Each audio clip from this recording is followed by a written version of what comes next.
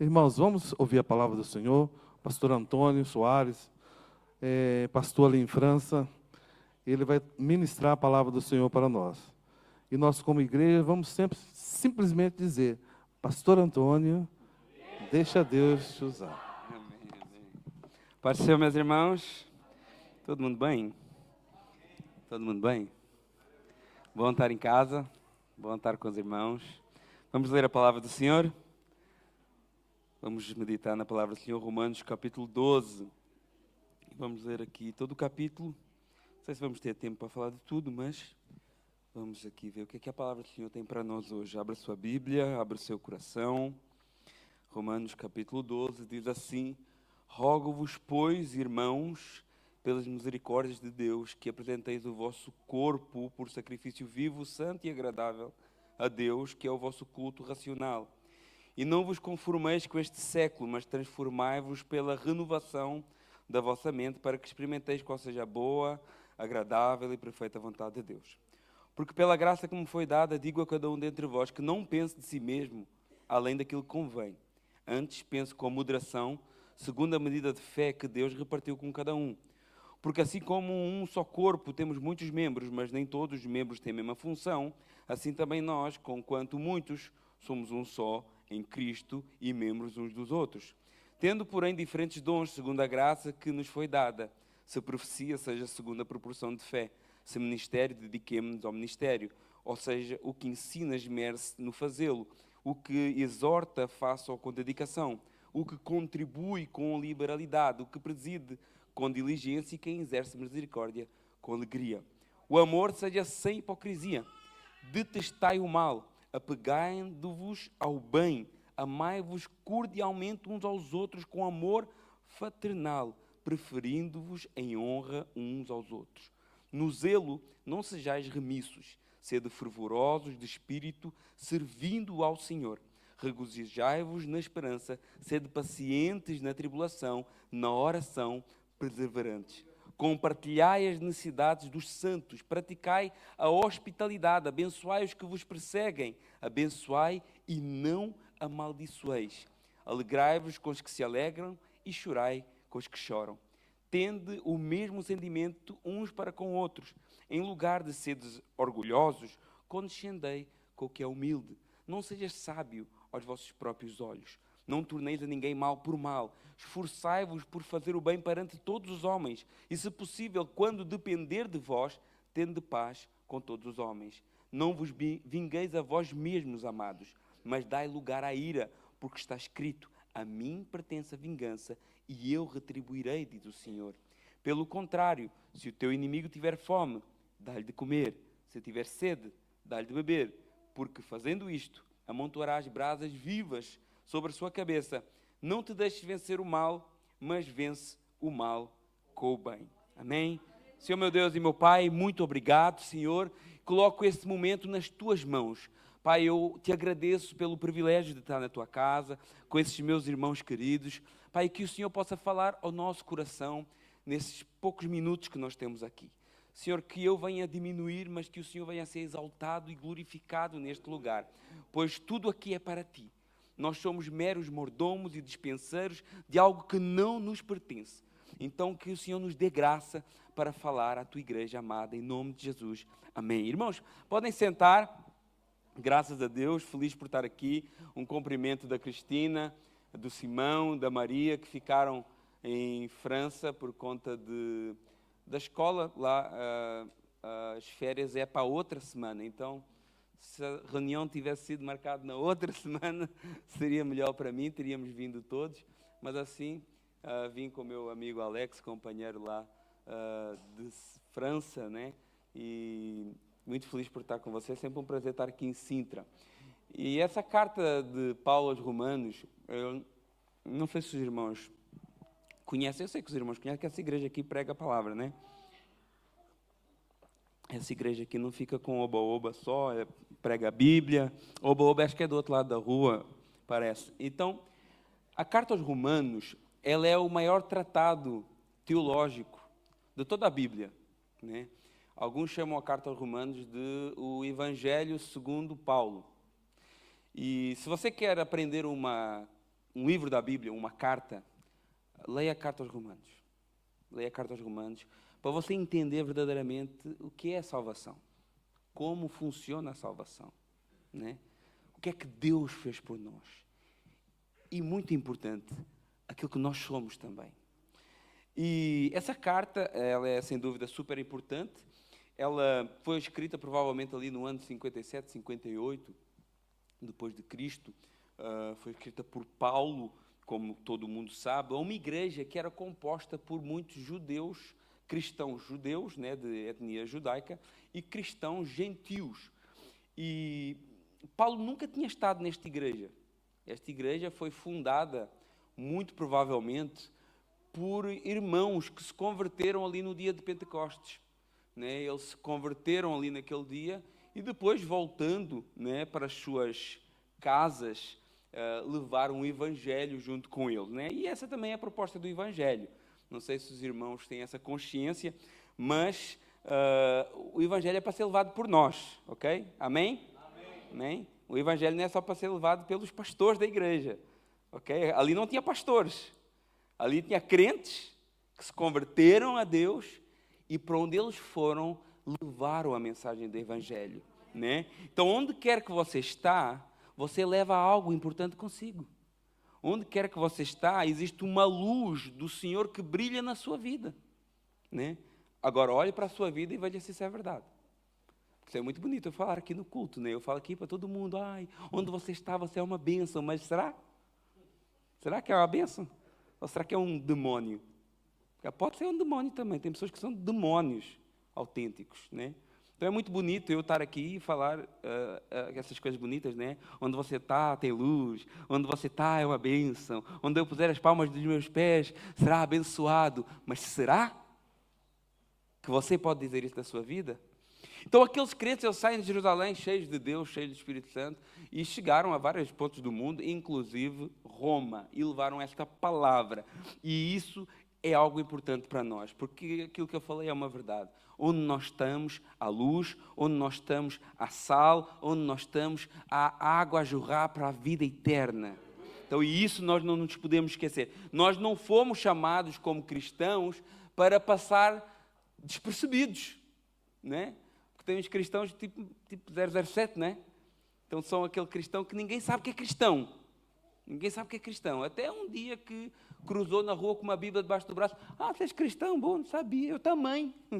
Aí ninguém sabia que um era cristão, que o outro era cristão, porque ninguém é cristão. Só são frequentadores de igreja, né? Então a gente vê que o cristão, onde ele está, ele não está para se aparecer. O texto de Romanos fala ali sobre humildade, pelo menos em 2 versos que nós lemos, mas ele tem que apresentar aquilo que ele é. Ele tem que testemunhar da graça que alcançou. Ele tem que ser essa luz neste mundo que está em trevas, né?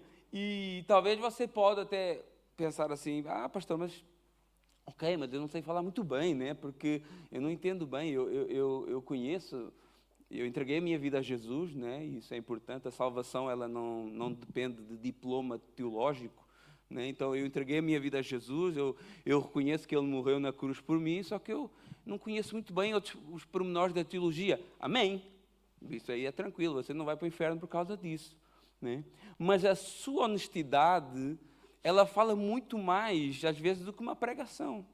A sua verdade nos seus negócios, ela fala muito mais, às vezes, do que uma palavra que é pregada no culto. A sua maneira íntegra de viver na sociedade, ela é a sua maior pregação, né? Então, teve alguém que falou que prega o tempo todo e, quando for necessário, usa as palavras. Por quê? Porque a gente prega muito mais vivendo e agindo e nos relacionando do que, às vezes, num púlpito aqui. Talvez a minha pregação aqui no púlpito possa não ter grande impacto na vida dos irmãos, mas lá fora, no mercado, numa briga de trânsito, né? Quando eu não brigo, né? num momento de lazer, numa visita, às vezes a minha atitude lá pode pregar muito mais alto do que se eu abrir a Bíblia, né? Então nós vemos que o cristão não tem a ver com o conhecimento teológico, né? Tem a ver com o impacto que o Espírito Santo está a ter na sua vida, nos seus relacionamentos diários, na sua vida diária, né? Agora pense e olhe para si assim, qual é o impacto que o Espírito Santo está a ter na minha vida? O que é que mudou na minha vida desde que eu recebi o Senhor Jesus? Né? O que é que mudou na sua vida? Mudou alguma coisa? Pensa assim, mudou muita coisa?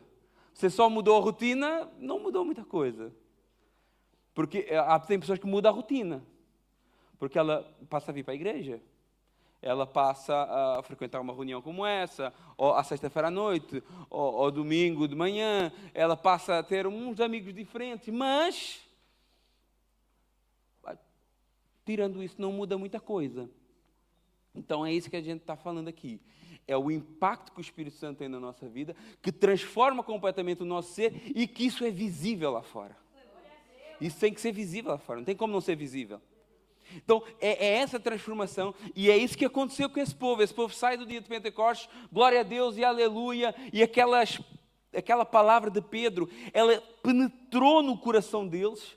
O texto lá diz que eles sentiram-se, eu não me recordo a palavra, mas a palavra que eles tiveram aquele sentimento, e perguntaram para Pedro, o que é que nós vamos fazer? Impungiram-se no seu coração, acho que a palavra é essa. É essa palavra, né? Essa palavra no grego é penetrar até o fundo, né? Essa palavra de Deus, esse Espírito Santo, está a penetrar até o fundo da tua alma. Porque foi isso que aconteceu com aqueles homens, eles se sentiram penetrados. Está a ver aqueles filmes de terror, em que alguém cai numa vala e estão lá uns espetos, assim, e alguém cai lá e fica todo espetado. Aquela palavra significa isso no grego original. Foram atravessados pela palavra de Pedro. Né? E eles saíram dali atravessados pelaquela palavra e eles não podiam ficar diferentes. Eles não podiam ficar diferentes. Eles não podiam continuar do mesmo jeito. Eles não podiam deixar de ser a miséria que eram e começar a ser um pouquinho melhor a cada dia. Né? Porque nós somos assim, nós não somos bons ainda não. Hein? Calma aí, você ainda não é bom. Né? O Jesus diz assim, olha, não chamamos a ninguém bom, porque bom é só um. Então você não é tão bom ainda, mas você está caminhando para ser o quê? Melhor. Nós estamos caminhando para ser melhor. Mas para quê? Para mostrar para o pastor? Não. Para ser salvo? Não. Não é, pastor, para ser... Não. Você quer ser melhor porque você é um salvo já. E como você é salvo, essa salvação que te alcançou, transforma tudo daqui para frente. Ninguém é salvo porque tenta ser bom. Mas como ele é salvo, ele vai ser bom. Cada vez melhor. Então nós vemos que isso foi o que aconteceu. Esse evangelho chega ali a Roma e leva ali aquela mensagem àquele povo. E por causa daquele evangelho ali em Roma e por causa dos judeus, começa a haver um rebuliço em Roma. E no ano de 49, por um decreto do imperador Cláudio César, os judeus são expulsos de Roma. E nós temos isso lá, por exemplo, quem se lembra de Áquila e Priscília, de Atos capítulo 18, verso 2. Áquila e Priscília tinham sido expulsos de Roma, porque eram judeus. Então, é uma igreja que começa com judeus e com gentios, mas de repente os judeus vão embora. E quando Cláudio César morre, se não estou em erro, no ano 54... aqueles que tinham ido embora voltam para Roma. Mas quando voltam para Roma já encontram uma igreja diferente. Porque antes era uma igreja com a cultura judaica misturada ali com os gentios e de repente era uma igreja gentil e que aí vêm os judeus para cultuar junto com os gentios. Então houve esse choque de culturas naquela igreja em Roma. E por haver esse choque de culturas é que houve essa necessidade de escrever esta carta. Para explicar como que funciona esse negócio de salvação. Como que funciona essa doutrina maravilhosa da justificação pela fé. Que é a doutrina mais importante para nós e é a que nós menos sabemos.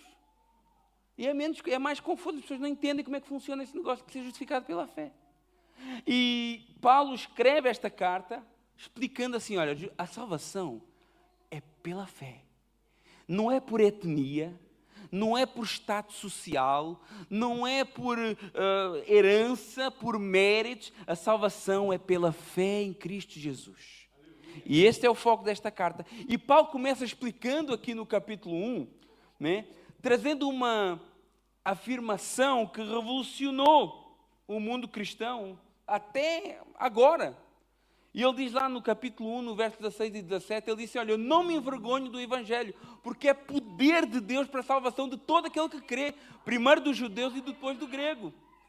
E ele continua dizendo, visto que a justiça de Deus se revela no Evangelho de fé em fé, como está escrito, o justo viverá por fé. Paulo está afirmando aqui algo para os nossos irmãos em Roma, poderoso, muito poderoso.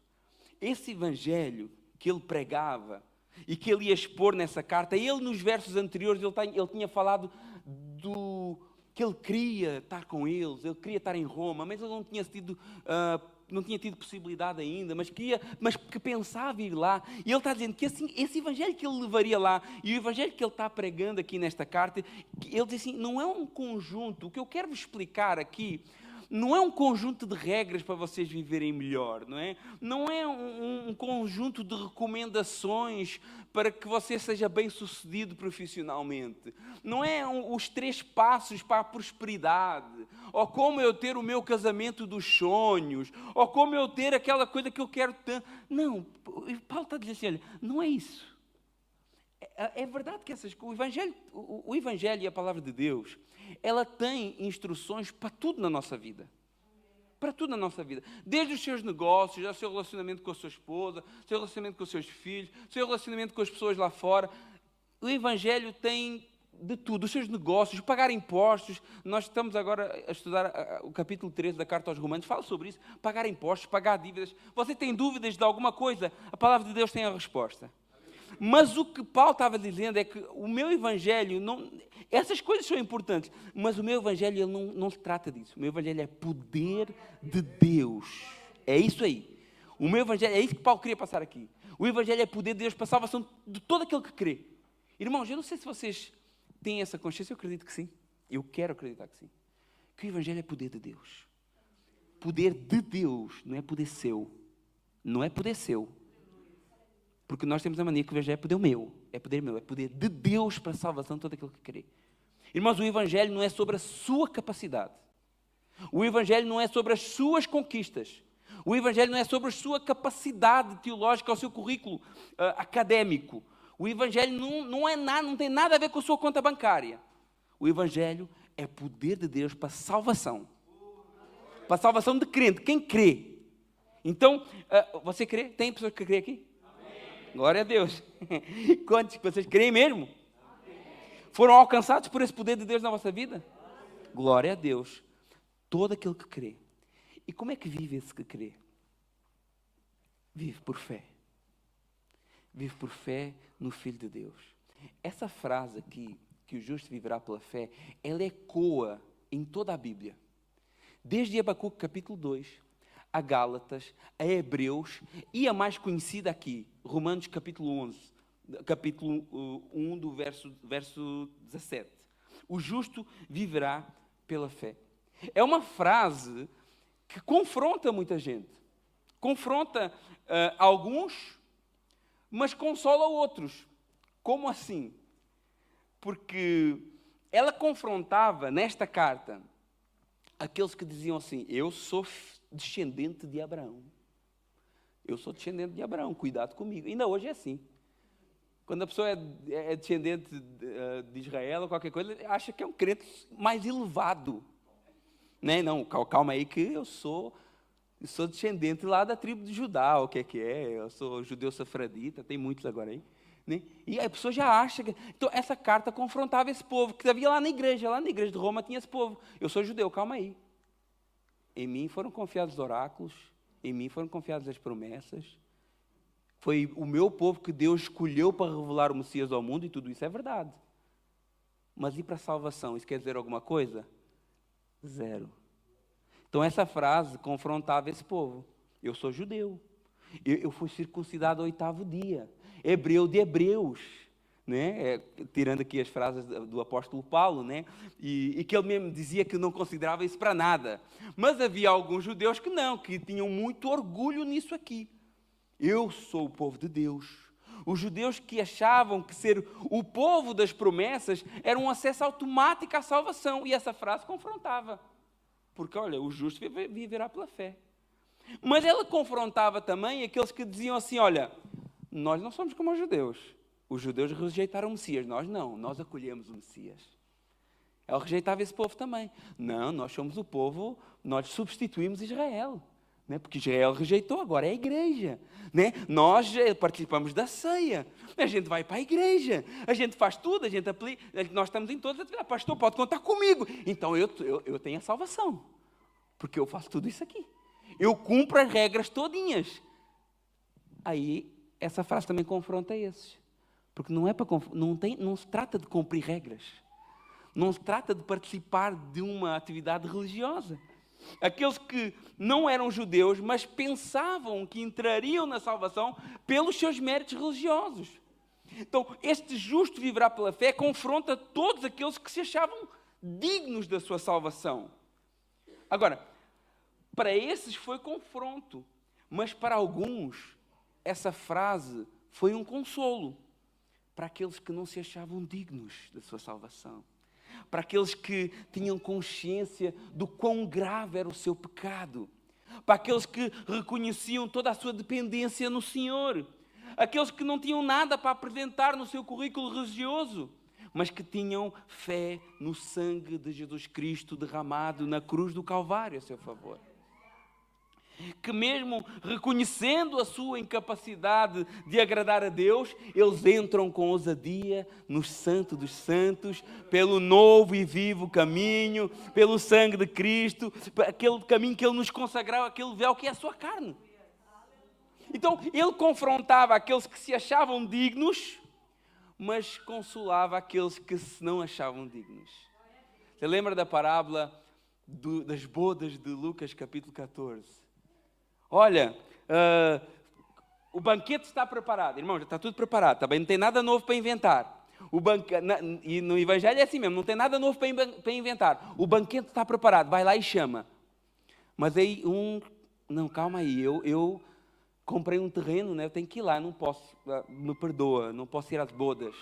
Aí eu comprei 5 juntas de bois, também não posso ir às bodas, me perdoa. Eu me casei, também não posso. Aí o dono da festa falou assim, olha, vai lá e chama os coxos, chama os aleijados, chama aqueles que são excluídos, chama aqueles que não eram dignos, aqueles que nunca pensaram ser dignos de estar na festa, chama estes. Aí quando ele chama aqueles e chega, o servo que foi chamado assim, ainda há lugar, glória a Deus, ainda há lugar, meu irmão. Ainda há lugar, e não é para aqueles que são bonzinhos, é para os coxos, é para os aleijados, é para aqueles que para o mundo estavam amaldiçoados, mas que para Deus têm muito valor.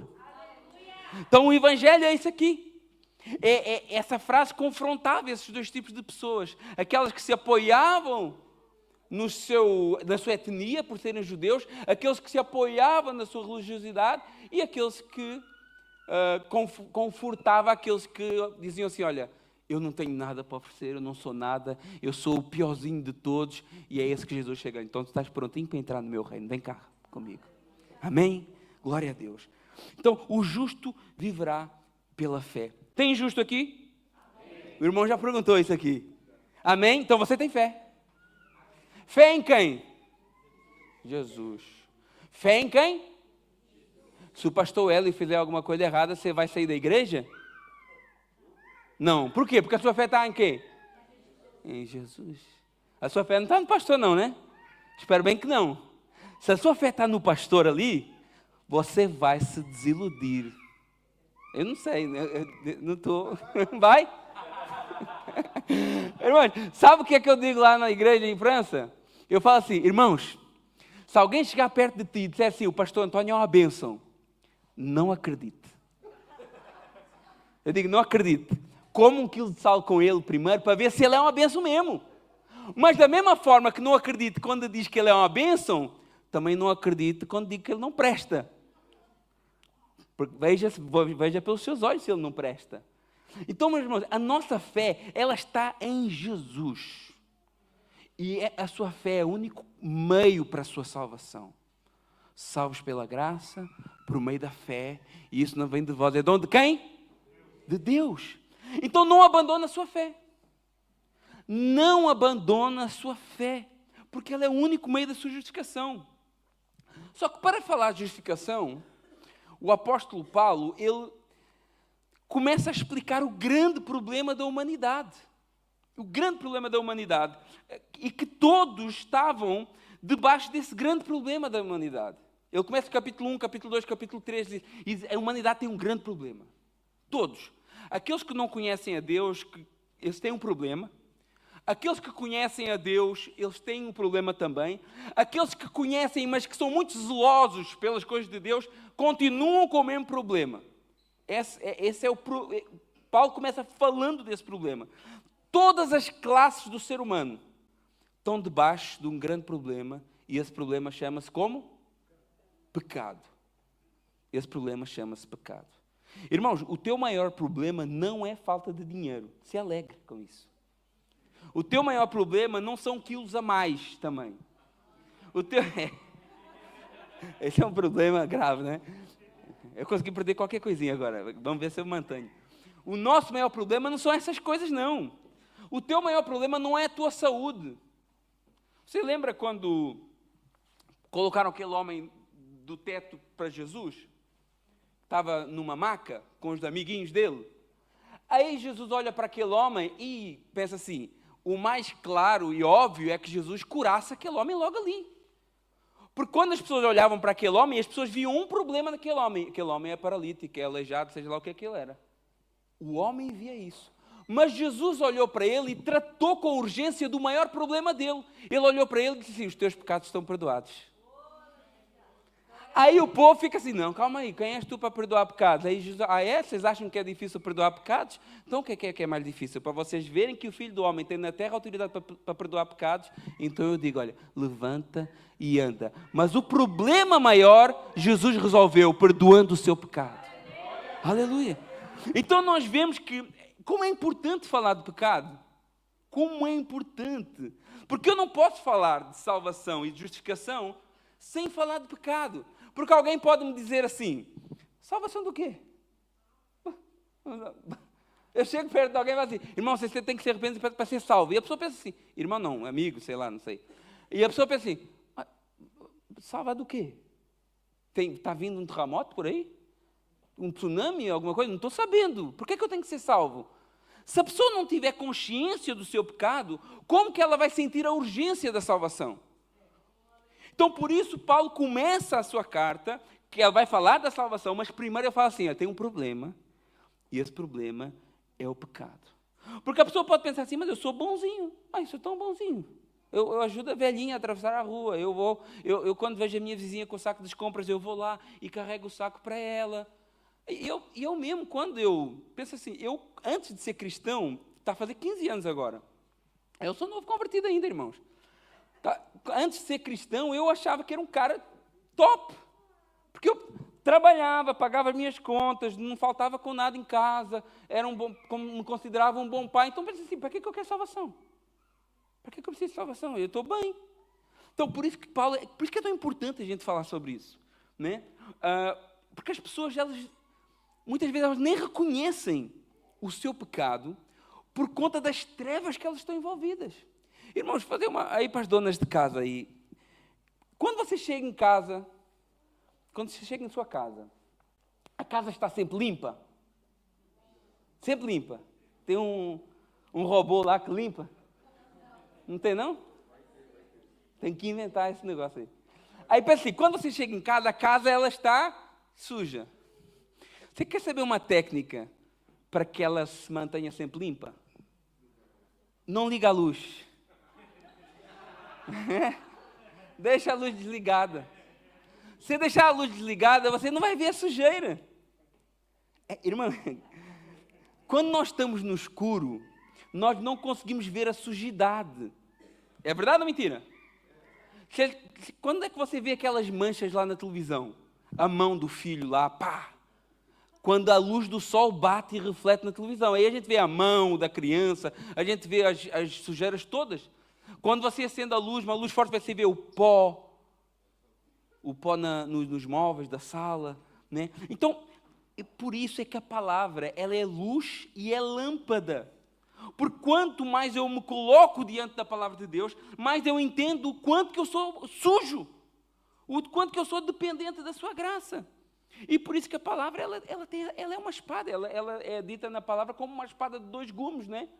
Por que ela é uma espada de 2 gumes? Porque ela corta para vocês e corta para mim? Obviamente que sim, mas não é só por isso. E eu acho que nem é esse o sentido do texto. Ainda que isso seja uma verdade. Porque no dia que eu pregar uma palavra aqui, que não fale primeiro comigo, então mais vale eu nem falar, deixa eu ficar em casa. Se eu nem me levanto para pregar. Só que ela não é uma espada de 2 gumes só porque ela corta para vocês e corta para mim. Isso é verdade. Ela é uma espada de 2 gumes porque ela ou te abre os olhos ou te fecha ainda mais. Ela corta para te salvar, mas ela corta para te condenar também. Esse é que é o sentido da espada de 2 gumes. Por isso que lá em Isaías 55 diz que a palavra, ela nunca volta vazia. Ela sempre faz o que lhe apraz. E a gente pensa assim, mas como é que isso é possível? Porque eu prego, o cara nunca se converteu. Pois é, mas a palavra já teve o seu efeito. E talvez não foi a salvação. Então, a palavra é essa espada que ou abre os nossos olhos para a verdade, para a luz, e nos deixa ver a sujeira, ou então nos faz ainda mais endurecidos, cumprindo o propósito de Deus de aplicar a ira naquela pessoa. E isso não merece um aleluia, nem um glória a Deus, ainda bem. Não, ainda bem. Não, eu nem sou nem movido por isso, atenção. Hein? E ainda bem, porque a gente não gosta de ver ninguém condenado, né? E Deus também não. Porque a palavra de Deus diz que Ele deseja que todos os homens se salvem e venham ao pleno conhecimento da verdade. Só que a palavra é essa luz. Por isso que a rocha é a rocha que sustenta e rocha de tropeço para outros. É o mesmo propósito da tal espada de 2 gumes. Agora, nós temos que pregar essa palavra e não tinha como Paulo falar sobre a salvação sem primeiro falar de pecado. Só que falar de pecado não é popular. Não é popular. Claro que não é popular. Por quê? Porque todos nós temos telhados de vidro. Você já pensou que todos nós temos telhados de vidro? Tinha um dos maiores pregadores que ele dizia assim, desse pregador já há uns séculos atrás, ele dizia assim, eu não lembro o nome dele, o evangelho é um mendigo dizendo a outro mendigo onde é que tem pão. Vocês já pensaram que o evangelho é isso? Por que é tão ruim falar de pecado? Porque quando eu falo de pecado, ele bate em mim também.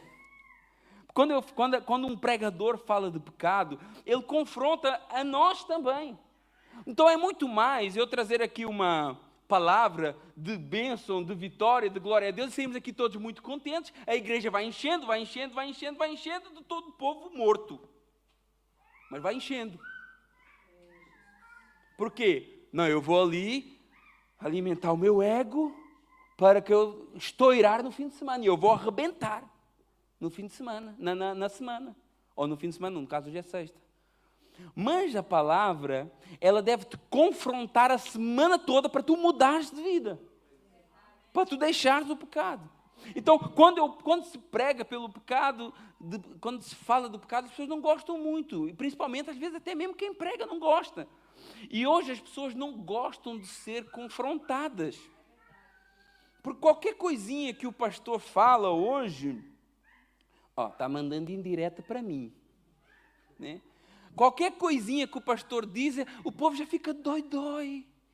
Não.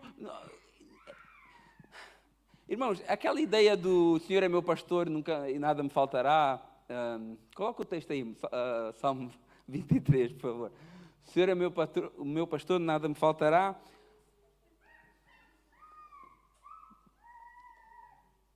Isso. O Senhor é meu pastor, nada me faltará. Continua. Faz-me repousar em vez de pastos, leva-me para junto de águas de descanso. Continua. Refrigera a minha alma, guia-me pelas veredas da justiça, por amor do teu nome. Olha aqui.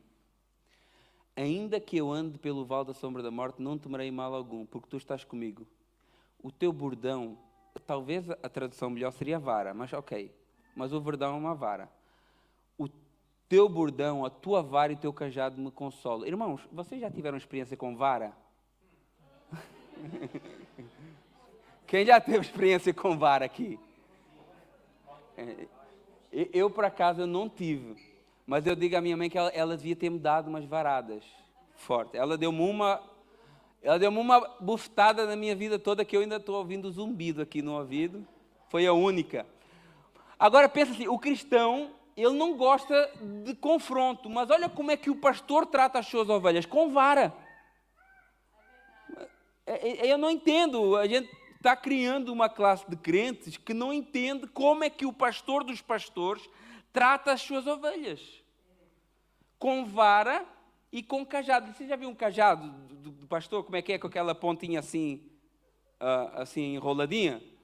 Para que era aquilo? Quando a ovelha está desviada, ela puxa pelo pescoço. Não é cá, vamos fazer uma visita lá para o irmão, senta à mesa, fala. Não, irmão, anda cá, vem para a igreja, bora. É isso. É assim que o pastor dos pastores trata as ovelhas. Agora, se o pastor subordinado ao pastor dos pastores faz isso, aperta muito, a ovelha escapa e foge. E já não vem mais. Não, porque ali qualquer coisa que a gente faz é confrontado. Só porque eu xinguei o meu irmão, o pastor veio falar comigo. Né? Então a gente vê que hoje a pregação, quando aperta muito, o povo escorrega. Né?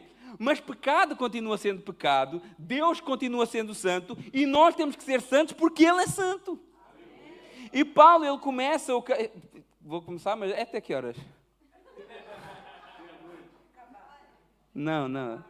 Então, e Paulo começa o capítulo 1, do capítulo 1 até o capítulo 3, verso 23, falando desse grande mal que assola toda a humanidade. E a conclusão é terrível. Coloca aí o 3:23. A conclusão é terrível. Vocês conhecem o capítulo 3, verso 23? Porque todos pecaram e destituídos estão da glória de Deus. Então, esse é o resumo da primeira parte dessa carta de Paulo, em que ele está tentando mostrar para as pessoas como que funciona a salvação, mas primeiro ele diz, olha, existe um problema, e esse problema afetou todos nós. Todos nós. Carecem. O que é que significa carecem aqui? Carecem aqui significa ficou curto. Essa palavra aqui no grego tem um significado interessante. Ficou curto. Ou seja, não conseguiu alcançar, chegou atrasado. Então, quando alguém chegar atrasado, você diz que careceu hoje de chegar. Né? Porque a palavra ela é o estero em grego, mas ela significa ficou curto. Ou seja, tudo que nós, entenda isso aqui, tudo que eu possa fazer para alcançar a minha salvação por mim mesmo, fica curto. Não é suficiente. É isso que Paulo está querendo falar aqui. Carece, fica curto. Tudo que tu possa fazer. Você pode ser um doutor, você pode conhecer a Bíblia de trás para frente, você pode ser o cristão mais exemplar do mundo. Vai ficar curto. Vai ficar curto. E para alcançar, falta tudo. Porque o que é que acontece quando alguém quase consegue? Não consegue. Eu ia pular no precipício e quase cheguei à outra margem. Então como é que caiu? Então morri, caí. O cara que quase chega a horas, chega atrasado. E quem quase se salva? É perdido. Então é isso que Paulo está falando aqui. Olha, todos pecaram e cara, ficou curto. Ficou curto. Eu não estou dizendo que essas coisas aqui que eu falei, porque às vezes pode ser mal entendido, né? De ter teologia, de vir para a igreja, de conhecer a Bíblia. Não estou falando que são coisas ruins, não. São coisas boas, muito boas. Né? Mas o que a Bíblia afirma é que nada disso te faz chegar à glória de Deus. E Deus tinha falado aos judeus, Deus tinha falado aos gentios, Deus tinha falado aos religiosos, e a conclusão é clara. Todos pecaram e ficaram curtos da glória de Deus. Só que depois de falar do problema, Paulo apresenta a solução no verso seguinte. Né? Porque isso também, não vale a pena eu chegar perto de alguém e falar assim, tu és um pecador, tu és um miserável, tu não vales nada, tudo isso é verdade. Mas eu fico por aí e viro as costas. Aí o cara fica assim, uai, ok, eu já sabia disso tudo, mas e agora? Como é que eu resolvo? Não vale a pena, né? Não vale a pena eu apontar, porque na igreja tem muita gente assim, meus irmãos. Porque o fulano não podia estar lá no grupo de louvor, porque o cara está fazendo isso e aquilo. Ok, qual é a solução? Como é que a gente vai resolver isso? Porque apontar o problema é a coisa mais fácil. Mas quando você aponta um dedo, você tem 3 apontando para si. E a primeira coisa que você vê é o seu nariz. Já reparou que a primeira coisa que você vê é o seu nariz? Está todo mundo vendo o nariz agora. Já reparou? Então, Paulo ele está apresentando o problema do pecado com força, sem dó nem piedade, né? O capítulo 3 tem uma lista de coisas erradas ali que agora não vai dar tempo. Mas lê o capítulo 3 de Romanos. Todos falam mentiras, na sua boca só há morte, e destruição e veneno, e é só lerem. Então, Paulo não é simpático, ok? Mas ele não fica por aí. Verso 24. Né? Todos pecaram, verso 23 diz, todos pecaram e carecem da glória de Deus. Verso 24, sendo justificados gratuitamente por sua graça, mediante a redenção que há em Cristo Jesus. E agora Paulo começa a falar da solução desse problema. Né? Paulo já falou do problema e agora ele vai falar dessa solução que nos é dada por quê? Por mérito? Porque nós fomos bons? Porque nós nos arrependemos? Aí o povo já fica com dúvida. Não. Não. Por graça. Porque o seu arrependimento sem o sangue de Cristo não vale nada. Essa é que é a grande verdade. Então, nem as suas lágrimas valem de alguma coisa. Houve alguém que buscou com lágrimas e não conseguiu. Quem foi? Esaú. Esaú. Buscou com lágrimas e o que é que valeu para ele? Nada. Então, as suas lágrimas, o seu arrependimento, se não for passado pela obra da cruz, não vale coisa nenhuma. Por que é que Nadab e Abiú morreram fulminados pelo fogo de Deus? É que Deus cruel esse. Os caras iam lá fazendo culto só porque enganou no fogo. Escolheu um fogo diferente lá, Deus já mata, ele fulmina eles. Por quê? Por que é que o fogo tinha que ser o fogo do altar? Porque o fogo do altar tinha sido o próprio Deus que deu.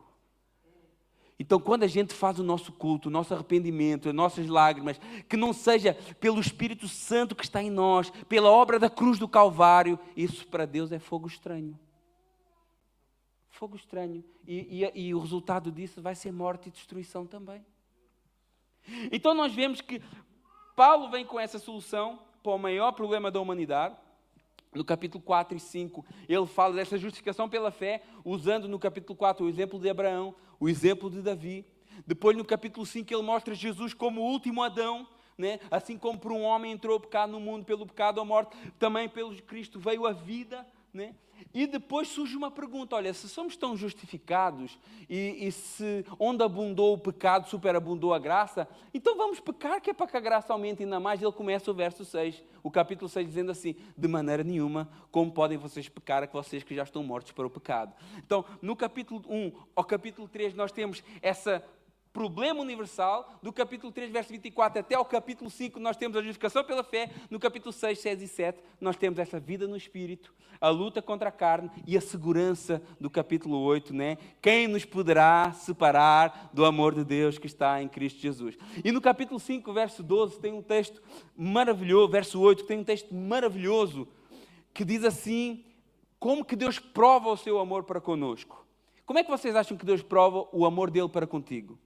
Porque a gente pode pensar assim, Deus me deu uma casa, então Deus deve me amar muito, né? Deus me deu um carro novo, então Deus me ama muito. Mas não é assim que Deus prova o seu amor para contigo. Romanos capítulo 5, verso 8, coloca aí, meu irmão. Romanos 5, 8. Porque Deus, todo mundo sabe de cor, né? Porque Deus prova o seu amor para conosco pelo facto de Cristo ter morrido por nós, sendo nós ainda pecadores. Então, essa é a segurança que nós temos em Cristo Jesus. No capítulo 9, 10 e 11, nós temos aqui a soberania de Deus pela história de Israel. E depois, a partir do capítulo 12, que era a introdução até aqui, a partir do capítulo 12, nós viramos a página nessa carta. Porque do capítulo 1 ao capítulo 11, Paulo mostra o que Deus fez por nós. Do capítulo 12 ao capítulo 16, Paulo mostra como é que nós devemos viver em resposta àquilo que Deus fez por nós. Né? E agora nós começamos o texto, eu peço permissão para começar a entrar no texto, Romanos capítulo 12, verso 1, Tem que entender a carta, meus irmãos. Tem que entender o contexto, mas vai ser muito rápido, ok? Romanos capítulo 12, verso 1, diz assim: rogo-vos, pois, irmãos, pelas misericórdias de Deus, que apresenteis o vosso corpo por sacrifício vivo, santo e agradável a Deus, que é o vosso culto racional. Irmãos, esse texto é muito conhecido. Esse texto é muito conhecido. Deixa o texto aí para a gente ficar olhando aqui. Rogo, olha o que é que Paulo está dizendo. Depois de tudo que eu vos ensinei, depois de vocês terem visto a vossa condição, a justificação em Cristo Jesus, a confiança que vocês podem ter nessa salvação, né? Da soberania de Deus que foi apresentada no capítulo 9, 10 e 11. Depois de tudo isso eu rogo-vos. Eu rogo. Olha o apelo de Paulo, era um pastor apaixonado pelas suas ovelhas. Paulo não era um teólogo frio. Paulo amava os seus leitores. Paulo amava as pessoas com que ele se dirigia. Ele disse, olha, rogo-vos, pois. Eu rogo, pelas misericórdias do Senhor, por essa grandeza que vocês ouviram até aqui, eu rogo-vos, apresentem o vosso corpo. Irmãos, é tudo. É tudo. Não é meio, apresenta o vosso braço. Não. Apresenta as vossas pernas. Apresenta o teu... Irmãos, corpo é tudo. Deus não quer meia boca, não. Nós temos que deixar de ser uns crentes meia boca. Nós temos que deixar de ser esse crentinho. Sei lá, às vezes um dia acordamos salvos, outro dia parece que acordamos perdidos. Um dia estamos cheios de fé e outro dia estamos desmotivados. E Paulo diz assim, olha, é tudo. Apresenta o vosso corpo vivo. Olha aqui, corpo como sacrifício vivo, santo e agradável a Deus, que é o vosso culto racional. Irmãos, o que é que vocês pensam que é um culto racional? O que é que vocês acham que é isso? Porque a gente acha que o culto racional é aquele culto das igrejas reformadas, né? É tudo tete-a-tete, tudo dos pés no chão, silêncio, vamos expor a palavra, e esse é o culto racional. A gente acha que o culto racional é o culto com entendimento, sem exageros pentecostais, que não há aquelas bailarinas a pular os tetos. A gente acha que o culto racional é esse. Não, tem que ser racional, não pode ser só emocional, não. A palavra que é utilizada ali para o culto racional é a palavra lógico. Exatamente assim como se diz, no grego e tudo. É o vosso culto lógico. E essa palavra significa que é aquele que se apresenta como fala. O que é que isso significa? É o vosso culto verdadeiro. Não é um culto falso, não é um culto hipócrita, não é um culto que eu sou uma coisa aqui na igreja e sou outra coisa lá fora. É o vosso culto verdadeiro, racional. Às vezes, a tradução portuguesa é muito boa, mas ela às vezes não extrai tudo o que o texto quer dizer. É o vosso culto lógico. É lógico que depois de tudo que eu aprendi nos 11 capítulos anteriores, é lógico que eu tenha que viver de uma maneira de acordo com aquilo que eu aprendi. É isso que Paulo está querendo dizer aqui. O vosso corpo todo apresentado para servir logicamente. E nesse culto, o sacrifício é você. O sacrifício sou eu. O sacrifício somos nós. Olha lá, Romanos, o verso 2. E não vos conformeis com este século, mas transformai-vos pela renovação da vossa mente, para que experimenteis qual seja a boa, agradável e perfeita vontade de Deus. Irmãos, Paulo é bem claro aqui. Não vos conformeis com esta... Não tomem forma. Conformar é tomar forma. Não se moldem. É agarrar num pedaço de barro. O sentido é agarrar num pedaço de barro e ir moldando a forma do mundo. E hoje, como a gente tem isso na igreja, né? Uns crentes parecidos com o mundo. Uns crentes que falam como no mundo fala. Que veste como veste no mundo. Que age como age no mundo. Mas deixa eu te lembrar uma coisa. Nós não somos deste mundo, meus irmãos. Nós não somos, e nós não nos podemos moldar este mundo. E nós não podemos achar que as coisas deste mundo cabem dentro da igreja ou cabem na nossa vida. Porque se a gente for ver a palavra de Deus, Tiago capítulo 4, verso 4, diz uma palavra muito dura. Adúlteros e adúlteras. Ou seja, vocês estão me traindo. Vocês estão me traindo. Vocês estão sendo adultos, vocês estão dizendo que são meus, mas estão se prostituindo lá fora. É isso que Paulo está falando. Adúlteros e adúlteras, vocês não sabem que a amizade com o mundo é inimizade contra Deus? Então tem muito adultério espiritual dentro da igreja. Pessoas que estão moldando o mundo. Porque dizem que eu sou de Jesus e louvo aqui, te louvarei, não importa as circunstâncias, qualquer coisa já deixa.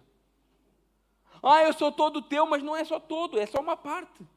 E é só aquela parte que vem à igreja 2 horas, 4 horas por semana.